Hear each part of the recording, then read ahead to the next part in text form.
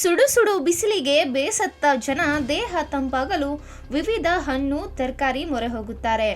ಆದರೆ ಬೇಸಿಗೆಯಲ್ಲಿ ಸೌತೆಕಾಯಿ ಜೊತೆ ಇವುಗಳನ್ನ ಮಿಕ್ಸ್ ಮಾಡಿ ತಿನ್ನೋದ್ರಿಂದ ಸಾಕಷ್ಟು ಪ್ರಯೋಜನಗಳಿವೆ. ಇದು 95% ನೀರನ್ನು ಹೊಂದಿರುತ್ತದೆ. ಬೇಸಿಗೆಯಲ್ಲಿ ದೇಹವನ್ನ ತಂಪಾಗಿಸಲು ಸಾಕಷ್ಟು ಪ್ರಯೋಜನಗಳಿವೆ.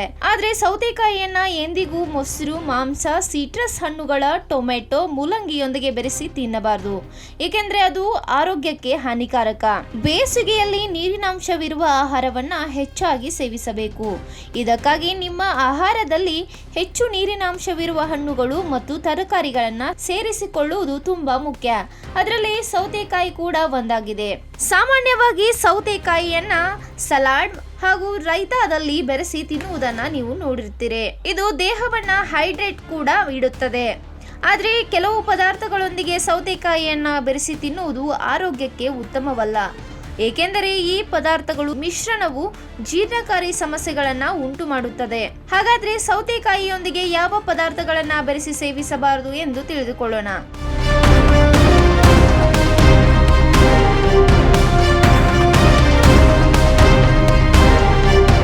ಅನೇಕ ಮಂದಿ ಮೊಸರಿನೊಂದಿಗೆ ಸೌತೆಕಾಯಿಯನ್ನ ತಿನ್ನುವ ಅಭ್ಯಾಸವನ್ನ ಹೊಂದಿರ್ತಾರೆ. ಅದರಲ್ಲೂ ಇವೆರಡರಲ್ಲಿ ರೈತ ತಯಾರಿಸುವುದು ಕಾಮನ್ ಆಗಿಬಿಟ್ಟಿದೆ. ಇವೆರಡರ ಜೀರ್ಣಕ್ರಿಯೆ ಪ್ರಕ್ರಿಯೆಯು ವಿಭಿನ್ನವಾಗಿರುತ್ತದೆ. ಸೌತೆಕಾಯಿಯಲ್ಲಿ ಹೆಚ್ಚು ನೀರಿನಾಂಶ ಇರುವುದರಿಂದ ಇದು ಬೇಗನೆ ಜೀರ್ಣವಾಗುತ್ತದೆ. ಮೊಸರಿನಲ್ಲಿ ಪ್ರೋಟೀನ್ ಮತ್ತು ಕೊಬ್ಬು ಇರುವುದರಿಂದ ಇದು ಹೆಚ್ಚು ಸಮಯ ತೆಗೆದುಕೊಳ್ಳುತ್ತದೆ. ಈ ವ್ಯತ್ಯಾಸವು ಹೊಟ್ಟೆ ನೋವು, ಹೊಟ್ಟೆ ಉಬ್ಬರ ಮತ್ತು ಗ್ಯಾಸ್ಟ್ರಿಕ್ ಸಮಸ್ಯೆಗಳನ್ನ ಉಂಟು ಮಾಡಬಹುದು. ಅಲ್ಲದೆ ಮೊಸರು ತಂಪಾಗಿಸುವ ಗುಣವನ್ನ ಹೊಂದಿದೆ. ಆದ್ರಿಂದ ಸೌತೆಕಾಯಿಯೊಂದಿಗೆ ಮೊಸರು ಬೆರೆಸುವುದರಿಂದ ದೇಹದ ಉಷ್ಣತೆಯಲ್ಲಿ ಅಸಮತೋಲನ ಉಂಟಾಗುತ್ತದೆ. ಆಯುರ್ವೇದದ ಪ್ರಕಾರ ಈ ಮಿಶ್ರಣವು ದೇಹದಲ್ಲಿ ಲೋಳೆಯನ್ನು ಹೆಚ್ಚಿಸುತ್ತದೆ. ಇದು ಹೊಟ್ಟೆ ನೋವು ಮತ್ತು ಜೀರ್ಣಕಾರಿ ಸಮಸ್ಯೆಗಳನ್ನ ಉಂಟು ಮಾಡಬಹುದು. ಇನ್ನು ಮಾಂಸವನ್ನ ಜೀರ್ಣಿಸಿಕೊಳ್ಳಲು ಹೆಚ್ಚಿನ ಶಕ್ತಿ ಅಗತ್ಯವಿರುತ್ತದೆ. ಆದರೆ ಇದರೊಂದಿಗೆ ಸೌತೆಕಾಯಿ ಸೇವನೆ ಜೀರ್ಣಕ್ರಿಯೆಯನ್ನ ಮತ್ತಷ್ಟು ವಿಳಂಬಗೊಳಿಸುತ್ತದೆ. ಕೆಲವರು ಮಾಂಸದ ಸಲಾಡ್ಗಳಲ್ಲಿ ಸೌತೆಕಾಯಿಯನ್ನ ಬೆರೆಸುತ್ತಾರೆ, ಆದರೆ ಇದು ಆರೋಗ್ಯಕ್ಕೆ ಅಷ್ಟು ಒಳ್ಳೆಯದಲ್ಲ. ಹಾಗಾಗಿ ಸೌತೆಯನ್ನ ಕೇವಲ ಹಸಿರು ತರಕಾರಿಗಳೊಂದಿಗೆ ತಿನ್ನುವುದು ಉತ್ತಮ. ಸಿಟ್ರಸ್ ಹಣ್ಣುಗಳೊಂದಿಗೆ ಸೌತೆಕಾಯಿಯನ್ನ ತಿನ್ನುವುದು ಕೂಡ ಒಳ್ಳೆಯದಲ್ಲ. ನಿಂಬೆಹಣ್ಣು ಮತ್ತು ಕಿತ್ತಳೆಯಂತಹ ಹಣ್ಣುಗಳ ಆಮ್ಲೀಯವಾಗಿರುತ್ತವೆ. ಇವೆರಡರಲ್ಲಿ ಸೇರಿಸಿದಾಗ ಸೌತೆಕಾಯಿಯ ಆಮ್ಲೀಯ ಗುಣವು ಅದರ ರುಚಿಯನ್ನ ಹಾಳು ಮಾಡುತ್ತದೆ. ಇದಲ್ಲದೆ ಈ ಮಿಶ್ರಣವು ಜೀರ್ಣಕ್ರಿಯೆಯ ಪ್ರಕ್ರಿಯೆಯಲ್ಲಿ ಗೊಂದಲವನ್ನುಂಟು ಮಾಡುತ್ತದೆ. ಕೆಲವು ಅಧ್ಯಯನಗಳು ಸಿಟ್ರಸ್ ಹಣ್ಣುಗಳಲ್ಲಿರುವ ಆಮ್ಲವು ಸೌತೆಕಾಯಿಗಳಲ್ಲಿ ವಿಟಮಿನ್ ಸಿ ಹೀರಿಕೊಳ್ಳುವಿಕೆಯನ್ನ ಕಡಿಮೆ ಮಾಡುತ್ತದೆ ಎಂದು ಸೂಚಿಸುತ್ತವೆ. ಇದು ಎದೆಯುರಿ ಮತ್ತು ಹೊಟ್ಟೆ ಉಬ್ಬರದಂತಹ ಸಮಸ್ಯೆಗಳಿಗೆ ಕಾರಣವಾಗಬಹುದು. ನೀವು ಸಲಾಡ್ನಲ್ಲಿ ನಿಂಬೆಹಣ್ಣನ್ನ ಸೇರಿಸಲು ಬಯಸುವುದಾದರೆ ಅದರಲ್ಲಿ ಸೌತೆಕಾಯಿ ಇದೆಯೋ ಅಥವಾ ಇಲ್ಲವೋ ಎಂಬುದನ್ನು ಖಚಿತಪಡಿಸಿಕೊಳ್ಳಿ. ಇನ್ನು ಸಲಾಡ್ ತಯಾರಿಸಲು ಟೊಮ್ಯಾಟೊಗಳೊಂದಿಗೆ ಹೆಚ್ಚಾಗಿ ಸೌತೆಕಾಯಿಯನ್ನು ಬೆರೆಸಲಾಗುತ್ತದೆ.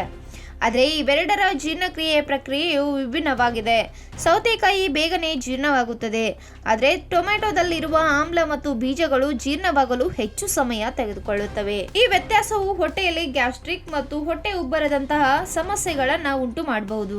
ಹಾಗಾಗಿ ಸಲಾಡ್ನಲ್ಲಿ ಟೊಮ್ಯಾಟೊ ಬದಲು ಮೆಣಸು ಅಥವಾ ಎಲೆಕೋಸು ಬಳಸುವುದರಿಂದ ರುಚಿ ಹೆಚ್ಚುವುದಲ್ಲದೆ ಆರೋಗ್ಯವು ಸುಧಾರಿಸುತ್ತದೆ. ಇನ್ನು ಮೂಲಂಗಿ ಮತ್ತು ಸೌತೆಕಾಯಿ ತಿನ್ನುವುದು ಆರೋಗ್ಯಕ್ಕೆ ಬಹಳ ಅಪಾಯಕಾರಿಯಾಗಿದೆ. ಇವೆರಡನ್ನೂ ಸೇವಿಸುವುದರಿಂದ ದೇಹದಲ್ಲಿ ವಿಟಮಿನ್ ಸಿ ಕಡಿಮೆಯಾಗುತ್ತದೆ. ಸೌತೆಕಾಯಿಯಲ್ಲಿರುವ ಆಸ್ಕೋಬಿನೆಸ್ ಎಂಬ ಕಿಣ್ವವು ಮೂಲಂಗಿಯಲ್ಲಿರುವ ವಿಟಮಿನ್ ಸಿ ಅನ್ನು ನಾಶಪಡಿಸುತ್ತದೆ. ಈ ಮಿಶ್ರಣವು ಹೊಟ್ಟೆ ನೋವು ಮತ್ತು ಅಸ್ವಸ್ಥತೆಯನ್ನ ಉಂಟು ಮಾಡಬಹುದು. ಮೂಲಂಗಿ ಖಾರದ ರುಚಿಯನ್ನ ಹೊಂದಿರುತ್ತದೆ, ಸೌತೆಕಾಯಿ ತಂಪು.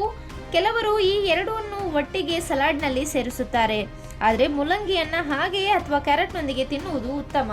ಕ್ಷಣ ಕ್ಷಣದ ಸುದ್ದಿಗಳಿಗಾಗಿ ಫ್ರೀಡಂ ಟಿವಿ ಸಬ್ಸ್ಕ್ರೈಬ್ ಮಾಡಿ, ಲೈಕ್ ಮಾಡಿ ಹಾಗೂ ಫಾಲೋ ಮಾಡಿ. ಹೊಸ ಸುದ್ದಿಗಳ ನೋಟಿಫಿಕೇಶನ್ಗಾಗಿ ಬೆಲ್ ಐಕಾನ್ ಮೇಲೆ ಕ್ಲಿಕ್ ಮಾಡಿ.